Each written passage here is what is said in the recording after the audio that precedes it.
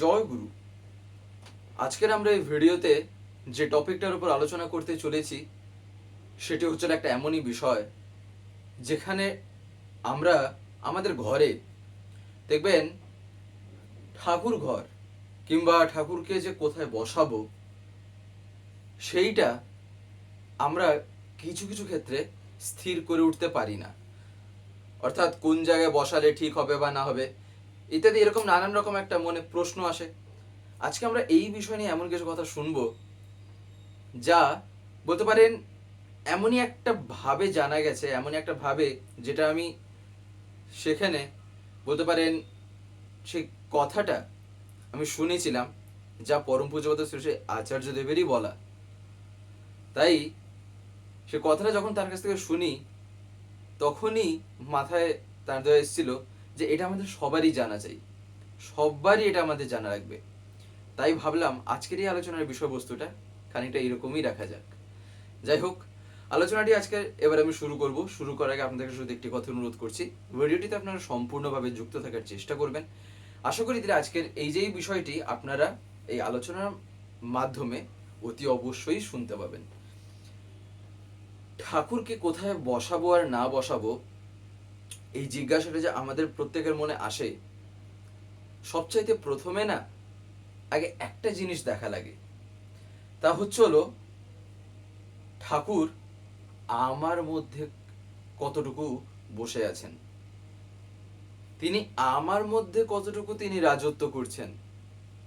সবচাইতে প্রথমে এইটা দেখতে হয়।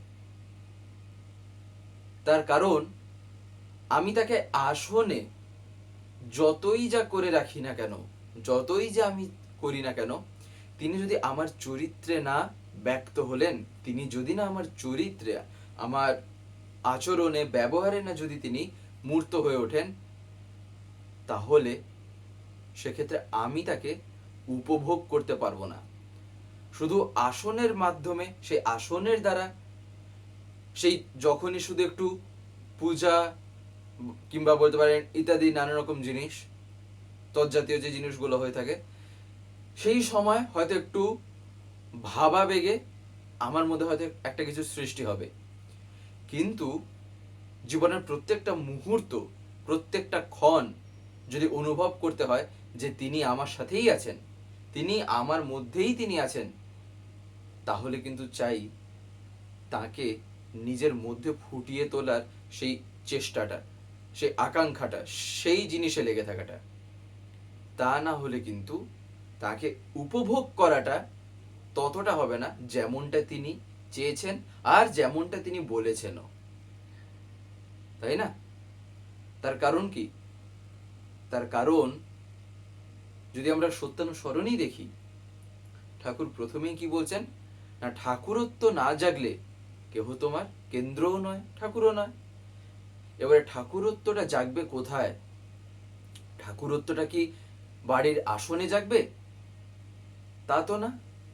ঠাকুরত্বটা জাগবে হলো এমন একটা কিছু জিনিসের ভিতরে, যে জিনিসটার মধ্যে বলতে পারেন আমরা এমন কিছু লক্ষণ দেখছি যেখানে সেই জিনিসটা মুভমেন্ট হচ্ছে, সেই জিনিসটার মধ্যে একটা কিছু পরিবর্তন আমরা দেখছি, যে জিনিসটার মধ্যে আমরা এমন কিছু দেখছি যেখানে ঠাকুরত্ব অর্থাৎ সেই গুণগুলি, সেই বলতে পারেন আচরণ, তার সেই ব্যবহার, যেখানে গিয়ে কি হচ্ছে না বাস্তবায়িত হয়ে তার একটা বাহ্যিক প্রকাশ ঘটছে, সেখানেই না ঠাকুরত্ব গিয়ে জাগবে।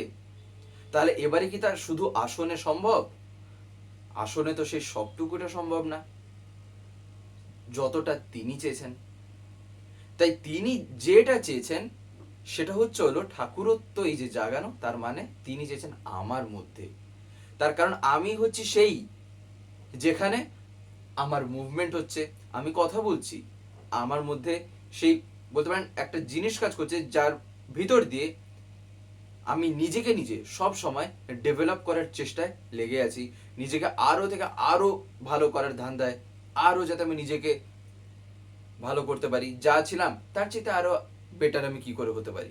তো এই জিনিসগুলি যেখানে আছে ঠাকুরত্বটা সেখানে গিয়েই ঠেকে যায়, সেখানে গিয়েই লাগে, অর্থাৎ ওই ম্যাগনেটের মতন সেখানেই গিয়ে জড়ো হয়ে যেতে পারে।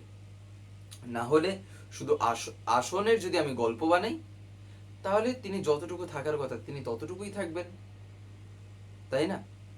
কিন্তু তিনি তো চেয়েছেন বাস্তবে আচরণের, তিনি তো কেবল আসনের চাননি।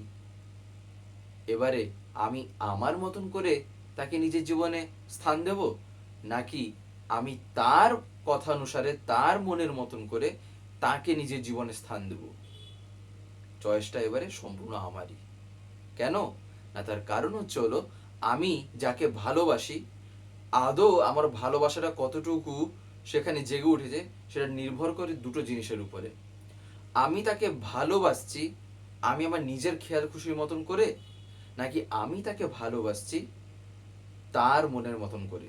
আর ভালোবাসাটা সেখানেই সার্থকতা পায় যেখানে যাকে আমি ভালোবাসছি তার ইচ্ছা, তার চাহিদা, তার মনের গল্প, তিনি যা চান, আমি যখন সেগুলোর পূরণ যখন করি, তখনই বাস্তবে ভালোবাসাটা সেখানে মূর্ত হয়ে ওঠে। একদম সহজ গল্প, এইরকম করেই বুঝতে হয়। আর এই কথাগুলি কেন শুনছি জানেন? তার কারণটা হচ্ছিল, এবারে আসা যাক সেই বলতে পারেন এমন একটা ঘটনা। পরম পূজ্যপাদ শ্রী শ্রী আচার্যদেবের সামনে বলতে পারেন এটা কাছাকাছি 1 মাস এর মধ্যেই মেবি হয়তো হবে, এরকম একটা কোন এক দিনে একজন এসে নিবেদন করেন যে আমি নতুন ঘর বানাচ্ছি, এবারে নতুন ঘরের মধ্যে যেমন যা বলতে পারেন আর্কিটেক্ট করা হয়েছে সেই অনুসারে ঠাকুর ঘরটা যেখানে পড়ে গেছে তা হচ্ছিল ঈশান কোণে। এবারে যে ঈশান কোণে যে পড়েছে, যার ফলে আমি বসাবো না বসাবো না সেটা আমি বুঝে উঠতে পারছি না। ঈশান কোণে ঠাকুরকে কি আমি বসাবো? তার কারণ ঘর বানানোর সময় তখন আর মাথায় এই কথাটা আসেনি যে এই দিকটা ঈশান কোণ হয়ে যাচ্ছে আর এইদিকে ঠাকুর বসবেন। তাহলে এখন আমি কি করব? পরম পূজ্যপাদ শ্রী আচার্যদেব কথাটা শোনেন, শুনে তাকে সরাসরি ভাবে কিছুই বলেন না, উত্তরটা খুব একটা রসিকতার মাধ্যমে তিনি দিয়ে দেন। সামনে তখন আপনারা যারা যারা দেওঘরে গিয়ে থাকবেন, কিংবা হয়তো আপনারা একজনের নাম হয়তো শুনে থাকবেন, যাকে সেখানে অনেকেই আমরা পণ্ডিতজি বলে ডাকি। দেখবেন পরম পূজ্যপাদ শ্রী আচার্যদেবও পণ্ডিতজি বলে মাঝে মাঝে ডাকেন, বাপুনিদাও তাকে বলা হয়। তিনি তখন সামনে সেখানে বসেছিলেন। দাদা যখন কথাটি শোনেন তখন শুধু বাপুনিদার দিকে তাকিয়ে বলেন যে কি পণ্ডিতজি, ঈশান কোণে কি ঠাকুরকে বসানো যাবে? তখন বাপুনিদা শুধু হাসেন, হেসে শুধু ঘাড়টা নাড়ান। তখন আচার্যদেব তাকে দেখে তখন বলছেন, এই তো পণ্ডিতজি তো বলে দিলেন বসানো তো তাহলে যাবেই। আদতে কথাটা হচ্ছে হলো এটা তো একটা রসিকতাই ছিল, যার মাধ্যমে তিনি খুবই একটা সহজ আর প্রাঞ্জল ভাবে বুঝিয়ে দিলেন যে তুমি ঈশান কোণ হোক কিংবা 10 দিকের কি, যদি 100 খানাও যদি দিক থাকে, যে দিকে যেখানে ইচ্ছে যদি তুমি ঠাকুরকে বসাও, তাহলে তাতে কোনো কিছু আসে যায় না, কোনো কিছুর প্রভাব পড়বে না তাতে। তার কারণ অনেকগুলো হতে পারে, অনেক কারণ আছে তার ভিতর থেকে দাদা যে কথাগুলি বলে থাকেন সেইগুলি আপনাদের বলি। একটা কারণ যেটা, তা হচ্ছে হলো বাস্তবে যে পরম পিতাকে মাথায় নিয়ে চলে না, যখন পুরুষোত্তমী জীবনে যখন ইষ্ট, তখন সেক্ষেত্রে তাকে আমি যেখানেই বসাবো না, সেই কোণটাও যদি একটা অপবিত্র, অশুদ্ধ কিংবা বিশ্বব্রহ্মাণ্ডের এমন কোনো যদি বিশেষণ যদি থাকে যেটা একদম নেগেটিভের নেগেটিভ, সেটাও সেই জায়গা যদি হয়, সেখানেও যদি আমার ঠাকুর গিয়ে বসেন, সেই জায়গাও না পবিত্র হয়ে যাবে, সেই জায়গাও না এমনি শুদ্ধ হয়ে যাবে। কিংবা আমরা যাই ভাবি, যাই বলি না কেন, সেই জায়গা, যাই আমি নেগেটিভ ওয়েতে আমি যাকে দেখছি, সে এমনি পজিটিভিটিতে তখন ভরে যাবে। তার কারণ আমি এমন একজনকে সেখানে স্থান দিয়েছি, এমন একজনকে সেখানে বসিয়েছি, যিনি সব কিছুরই গ্রেটেস্ট, যিনি সব কিছুর এমনকি গ্রেটেস্ট পজিটিভ, তিনি যখন ওখানে বসে আছেন, সে বিশ্ব ব্রহ্মাণ্ডের ঈশান কোণ কেন, যে কোনো কোণই হোক না কেন, সে তখন কি করতে পারবে? এই কারণে দাদা এই কথাগুলি বলেন যে যে কোণই হলো তাতে কি যায় আসে, অসুবিধাটা কি? শ্রী ঠাকুর সেখানে গিয়ে বসছেন, আর আমরা বলছি যে এই দিক আর ওই দিক। ঠাকুর যেখানে গিয়ে বসবেন সেখানে এমনি সবকিছু ঠিক হয়ে যাবে, এমনি সেখানে সবকিছু বদলাতে শুরু করবে, সেখানে পরিবর্তন এমনিই আসবে। এবারে তার জন্য আবার দিক দেখা লাগে নাকি, তাই না? ঠাকুর যখন সশরীরে ছিলেন, ঠাকুর কি দিক দেখে দেখে বসতেন? ঠাকুরের যেখানে চৌকি আছে, যেদিকে বলতে পারেন ঠাকুর মাঝে মাঝে গিয়ে বসতেন, গিয়ে বড় মার সাথে বসে যে কথা বলতেন, সেখানে ঠাকুর দিক দেখে বসতেন? তা তো না। এমন কি এই যে জিনিসগুলি না, এগুলি খুবই কিন্তু জানা লাগে। তার কারণ অ্যাকচুয়ালি আমাদের মনটাই বিভিন্ন রকম না জটিল গল্প বানায়, আর এই মনটাই খুবই সরল স্বাভাবিক যখন থাকে, তখন জীবনটা নর্মালি তখন এগোতে থাকে। তাই এই মনের জিনিসগুলিকেই আগে কিন্তু ঠিক করতে হয়। এই যে কথাটা আচার্যদেব যে বললেন, কেন, কি কারণে তিনি বললেন, তার কারণ তিনি এইটাই বুঝিয়ে দিলেন যে বাস্তবে তুমি ঠাকুরকে ঘরের যে কোণে বসাও না কেন, তোমার অন্তরের সেই কোণে যদি না বসাতে পেরেছো, তাহলে কিন্তু ঠাকুরকে তুমি মূর্ত করে তুলতে পারবে না। তোমার মধ্যে সেই অনুভূতিই আসবে না যে ঠাকুর আমার সাথে সব সময় আছেন, তাই না?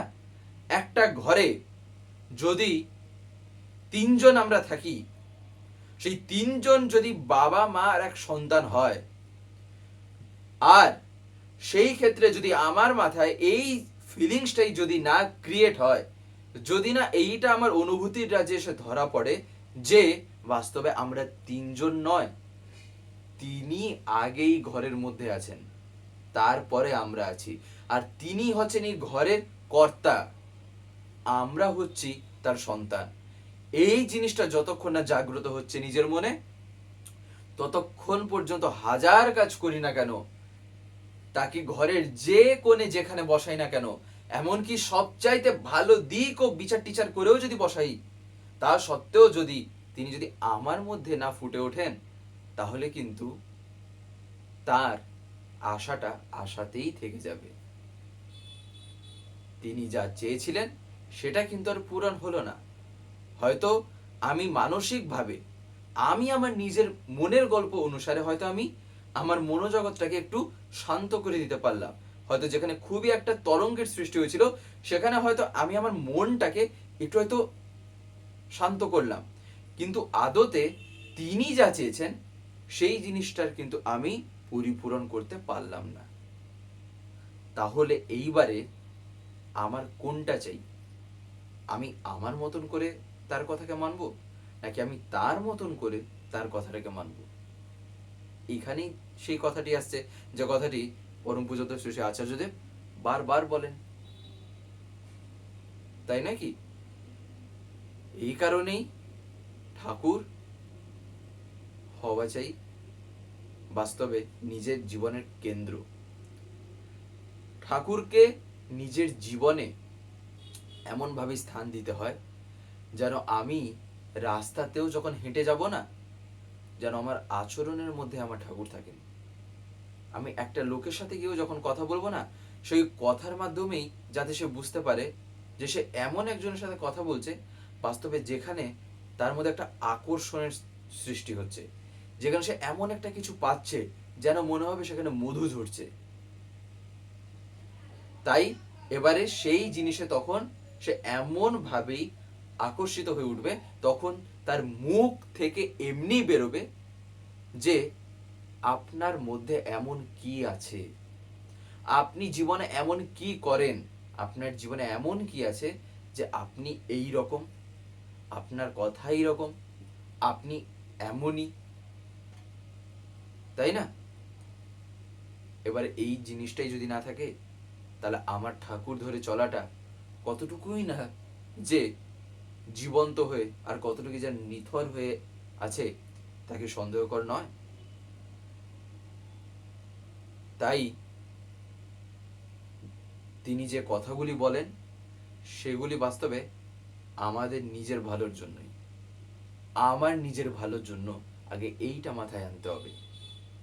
এইটা যতক্ষণ না আসছে ততক্ষণ পর্যন্ত কিন্তু একটা ধাপ হয়তো আমি এগোতেও পারবো না, যতক্ষণ না আমার মধ্যে এই জিনিসটা আসছে যে এই কথাটা তিনি আমার জন্য বলেছেন, তাই আমাকে এটা করতে হবে। বাকিরা করছে কি না করছে সেটা পরবর্তীতে আমি দেখব, আগে আমি করছি কি না করছি আগে অন্তত সেখানটা দিয়েই তো শুরু করি,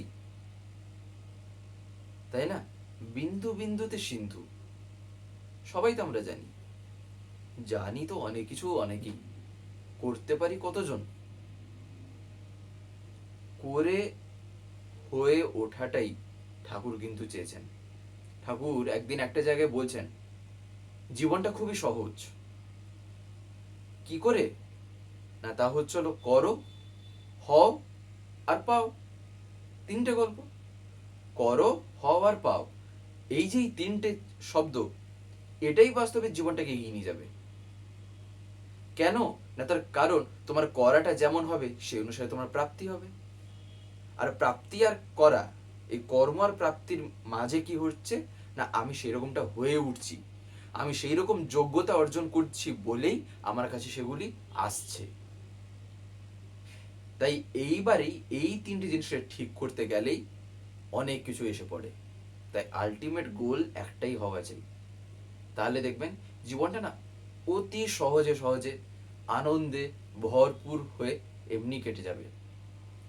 আর এই অতি সহজে সহজে বলতে এখানে একটা কথা আবার মাথায় রাখা চাই, অতি সহজে বলতে এখানে ভক্তিতে তখন আমি এমনভাবেই ডুবে আছি, বাস্তবে জীবনে যে বাধা আসছে না তা না, আমার জীবনে যে দুঃখ, আমার জীবনে যে শোক রোগ এইগুলো যে আসছে না তা না, কিন্তু সেগুলির মধ্যেও আমার মনের গল্পে তখন কি না, আমার মন বলছে আমি আনন্দে আছি। আমার মনে তখন এমন একজন আছেন যার ফলে আমি বলছি আমার কি হয়েছে, আমার কিসের ভাবনা, আমি কেন এত ভাবতে যাব, তিনি আছেন আমার সাথে, তিনি যা বোঝার বুঝে নেবেন, তিনি যা করার করে নেবেন। আমার একটাই কাজ, আমি কি তার কাজটা ঠিক করে করতে পারছি, আমি কি তার মনের মতন ঠিক করে হয়ে উঠতে পারলাম। আমি লক্ষ্য রাখার যদি এতটুকুই লক্ষ্য রাখতে পারি, এর চাইতে বেশি আমি আর কি বা করব, তাই না? এই কারণেই আমাদের মন দেখবেন ওই যে হাজার হাজার ধান্দায় ব্যস্ত আছে, কিন্তু তার ধান্দায় আমার মন কতটুকু যুক্ত আছে। ঠিক এইরকমই এই যে ঈশান কোণে, ঈশান কোণ হোক কিংবা পূর্ব পশ্চিম উত্তর দক্ষিণ যে কোণই হোক না কেন, তিনি তো তিনিই হন, তাই না? তাই তিনি যেখানে বসবেন সেইখানে কোনো কোণ দেখার প্রয়োজন হয় না, বাস্তবে ভাবটা দেখতে হয়, আর সেই ভাব অনুসারেই নিজের জীবনে তাকে স্থান দিতে হয়। বরঞ্চ এইগুলি এইরকম ভাবে জিজ্ঞাসা করা লাগে বা এইরকম ভাবে ভাবতে হয় যে আমি ঠাকুরকে কি করে বসাবো, আমি ঠাকুরকে কি করে রাখবো, এইগুলি তাও একটা কি না এমনই একটা জিজ্ঞাসা, যেখানে হয়তো আমি আমার ঠাকুরকে এমন ভাবে রাখছি যেখানে আমি আমার বাড়িতে থাকি। যেমন আমি যেমন ভাবে খাটে, আমি যেমন ভাবে শুই, আমি যেমন ভাবে বসি, সেখানটা যেমন আমি খুব সুন্দর করে সাজিয়ে গুছিয়ে খাটের উপর একটা সুন্দর একটা বেডশিট পেতে যেমন ভাবে এটাকে রেখেছি, দিয়ে আমি যেমন বসছি, আমার ঠাকুরকে কি আমি সিংহাসনে সেরকম ভাবে বসাতে পেরেছি? সেরকম একটা সুন্দর একটা কিছু পেতে আমার দ্বারা যতটুকু সম্ভব, আমার সামর্থ্য অনুযায়ী যতটুকু সম্ভব ততটুকুই আমি অন্তত করতে পেরেছি। ধান্দা না এই রকম থাকা চাই। আর এই ধান্দায় তখন অ্যাকচুয়ালি হয়টা কি, এই ধান্দাতে হয় যেটা, তা হচ্ছে হলো তখন মনের মধ্যে যে তিনি আছেন এটা তখন ধরা পড়ে যায়, যে হ্যাঁ আমি তাকে অনুভব করছি নিজের মধ্যে, যার ফলে আমার এরকম চিন্তা ভাবনাটা হচ্ছে। এই কারণেই দেখবেন তিনি একটা কথা বলেননি, লাখ ধান্দায় মনটি ব্যস্ত, ইষ্ট ধান্দাই বইলি না, তবুও চাস বিধির দয়া, মতিচ্ছন্ন বুঝলি না। যাই হোক, আজকের এই ভিডিওটা আমি এখানে শেষ করবো। শেষ করার আগে আপনাদের কাছে একটি কথা বলবো, যদি আজকের এই ভিডিওটি আপনাদের ভালো লাগে থাকে তাহলে একটি লাইক করে দেবেন, সবার ভিতরে শেয়ার করে দেবেন, কেমন লাগলো নিচে একটি কমেন্টে লিখে জানাবেন। আর যদি চ্যানেলটিকে এখনো সাবস্ক্রাইব করে না থাকেন তাহলে অতি অবশ্যই চ্যানেলটিকে সাবস্ক্রাইব করে পাশের বেল আইকন প্রেস করে অল করে রাখতে একেবারেই ভুলবেন না, আর এরকম বিভিন্ন নতুন এবং ইন্টারেস্টিং ভিডিও সবার আগে পাওয়ার জন্য। জয় গুরু, বন্দে পুরুষোত্তম।